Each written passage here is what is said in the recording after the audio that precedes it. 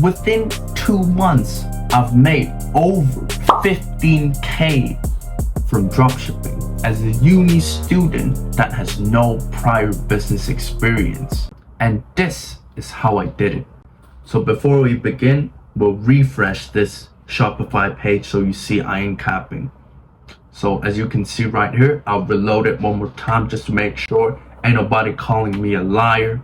So this is a digital poster with my own logo on here, and you can basically put any video or photo onto this poster, and I've chose the K-pop niche, which little people are doing, and I have targeted the Taiwan and Hong Kong market. So if anyone wants to target the US English speaking market, feel free to copy me. That's fine, I don't care. So I've actually taken a step back and think, how do people actually think when they try to make a purchase? So I often think to myself, if a food is extremely cheap, but then they claim to be as good as the expensive one, I would think, oh shit, this motherfucker probably used some expired ass meat, right? So the same logic applies. If a uni student like me selling something as cheap as other dropshipper, they'll be like, okay, it must be something that would explode or break in 2 minutes, right? So I try to price it higher. But to justify the higher price as a uni student, I would say it has longer shipping time. It has shitty packaging. And because I haven't had the supply chain ready, I haven't had the perfect supplier because I'm just a uni student, it justifies the longer shipping time, yet still a relatively high price. So I use this Ryanair strategy, which is actively claiming the downside. So I don't know if you know, so Ryanair actually uses this strategy where they'll say like, you can have no free luggage, so you have to pay extra if you want a luggage in, right? And they'll say, I believe like longer flight time or shittier seats or some shit like that, right? And the reason for that is in British Airlines, right? It's normally, I believe, slightly higher in price, but with everything else consistent, right? So if Ryanair offered a lower price, people would think, oh shit, this might be a scam or something.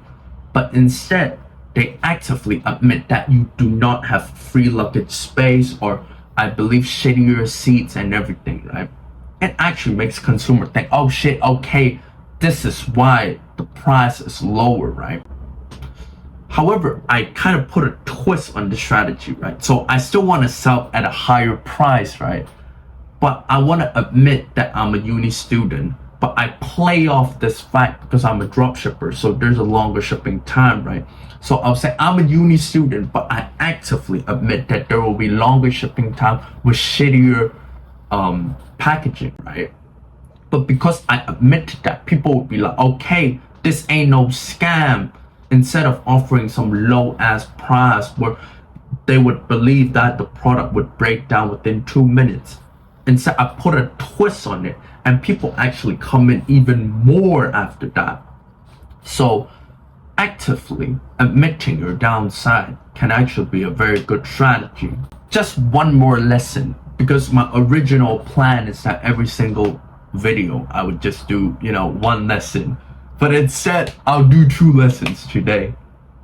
So one more thing I did, right? So I want to price that motherfucker at 1150 HKD, right? So I'll put it on the screen in USD. So instead of pricing it at 1150, I would actively say, I am just a uni student. I do not have the supply chain ready and everything, right? And the supplier don't trust me. So I have to sell it at 1400 to make just break even. But as soon as the drop happened, because I do product drops, right? I would say, surprise, surprise, suddenly I got the negotiation done 1150, and because I price anchored those motherfuckers to do 1400, selling it at 1150 makes it be like, ooh, it's such a bargain, when it is not. I'm still getting over 50% profit margin. And by the way, it's not scam, it's just marketing, right? Because it's definitely within the bounds of the legal framework in most jurisdictions. So get off my dick. And this is such a simple product, yet I could sell it for 1150. It's such a blessing. And right now I've already reduced the price a little bit because like people are starting to catch on, and people from Taiwan and Hong Kong are starting to emulate my strategy. So well, sell that money, a channel where it helps small characters like you and me to try to thrive in such a competitive market. See you next time. Bye bye.